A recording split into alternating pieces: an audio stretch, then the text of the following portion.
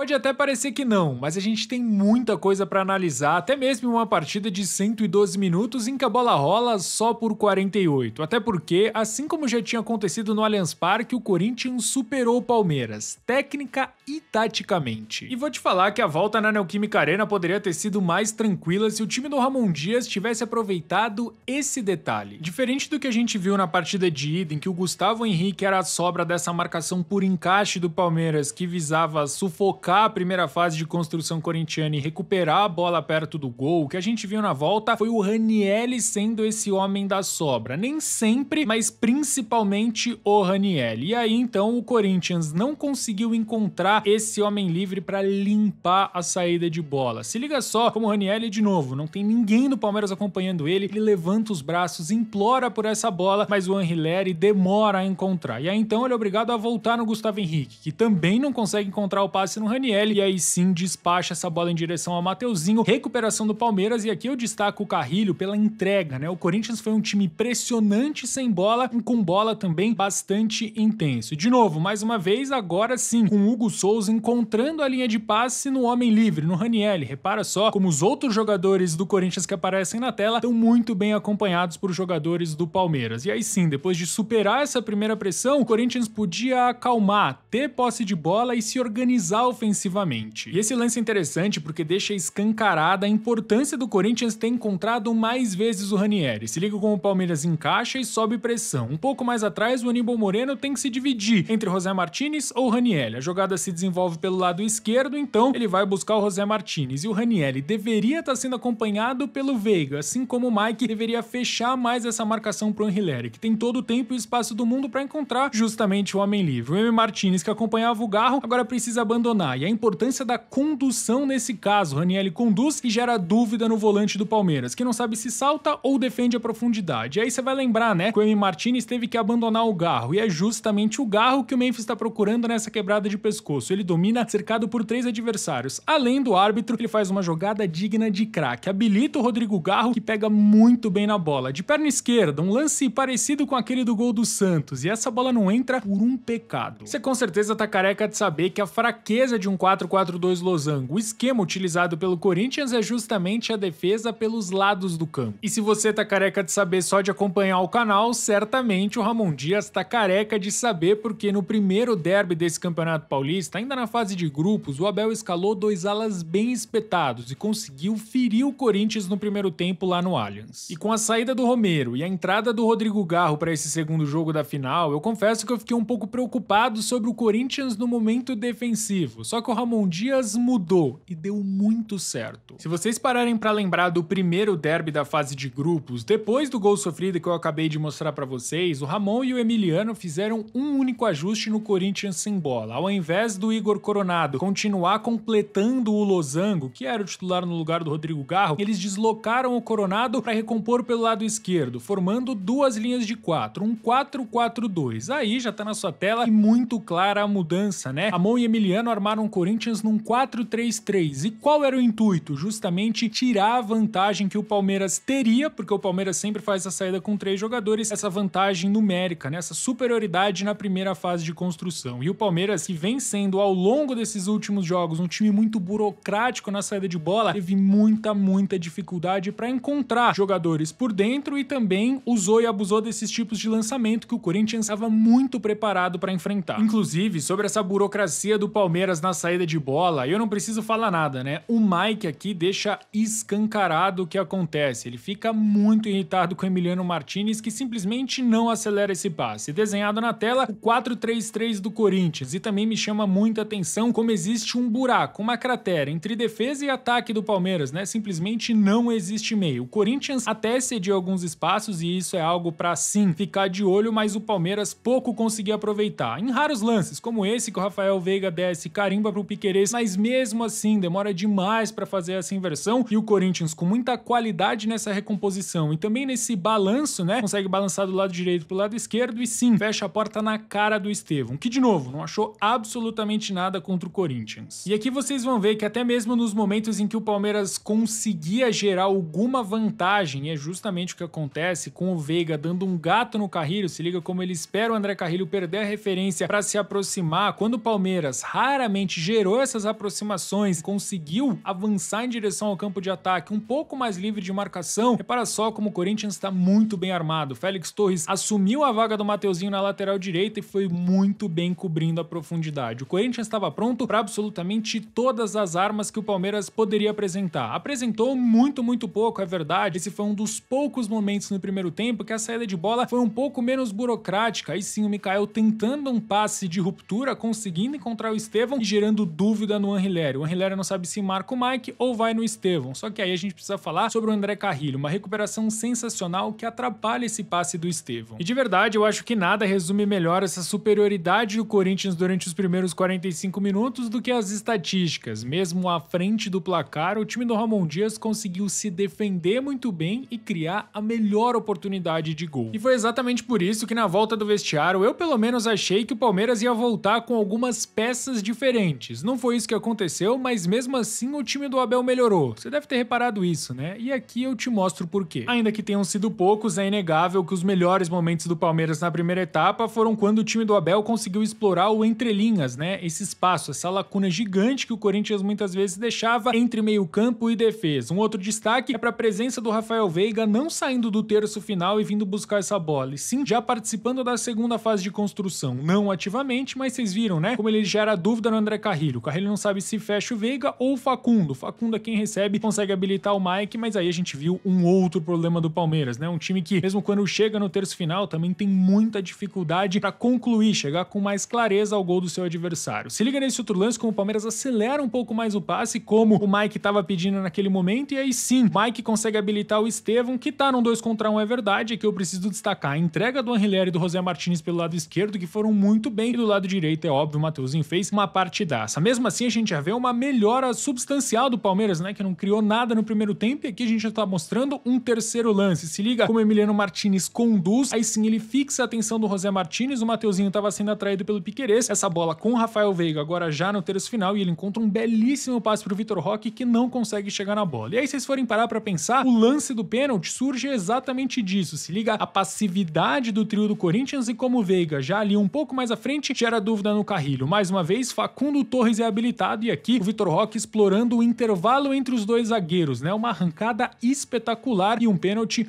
muito infantil do Félix Torres. Mas antes da gente falar desse monstro de goleiro que é o Hugo, você tá ligado àquela hora que o Ramon Dias foi dar uma espiadinha no VAR? Pois é, mano, ele me falou que ele viu que você não tá inscrito e nem ativou o sininho das notificações aqui no Futebol Máximo. E vocês estão ligados, né? No canal tem muito Corinthians. Beleza, feito isso, chegou o momento da gente exaltar o Hugo Souza. Ao todo, desde que ele chegou no Corinthians, foram 20 penalidades contra. 11 bolas entraram, 7 ele defendeu e outras 2 foram pra fora. E a pergunta tava na tela, né? Pra você, depois dessa defesa de pênalti, que basicamente decidiu o jogo, o Hugo Souza virou o seu ídolo. E aí então, depois da expulsão do Félix Torres, como o Corinthians se retrai um pouco mais, a gente vê o Palmeiras empilhando atacantes, Vitor Roque, Flaco e também o Thales. O Corinthians muito bem fechadinho, né? Se fechou em 2 linhas de 4. E aí sim, quando o Palmeiras avançava, se liga só como o Corinthians conseguia defender muito bem a sua grande área, né? O André Ramalho entrou para ajudar nessa força aérea e também o Corinthians não deixou de forma alguma o Palmeiras criar oportunidades claras de gol. Eis que, com um jogador a menos, o Memphis Depay sabia exatamente como acabar com o jogo. Ele sobe na bola, não para desrespeitar o Palmeiras de forma alguma, e sim para armar uma confusão generalizada, que fez o Corinthians ganhar tempo. Tempo esse que, como eu mostrei para vocês no começo do vídeo, não foi acrescido pela arbitragem. E mesmo assim, o Corinthians ainda poderia ter liquidado a fatura. Depois de um passe na fogueiraça do Naves pro Richard Rios, uma baita de uma entrega do Yuri Alberto, que eu também repito a pergunta que eu fiz pro Hugo, muita gente viu, né, aquele choro do Yuri Alberto e desmereceu. Eu achei bizarro quem desmereceu o choro do Yuri Alberto, um cara que passou por tanto no Corinthians e deu a volta por cima e merecia demais ter feito esse gol. Um time forjado para contra-atacar, que inclusive já feriu o Palmeiras no Brasileirão do ano passado, quase consegue fazer esse gol. Faltou uma cavadinha no estilo Romarinho, mas o Yuri Alberto, que aqui lamentou, minutos depois comemorou demais, porque o Corinthians é campeão paulista.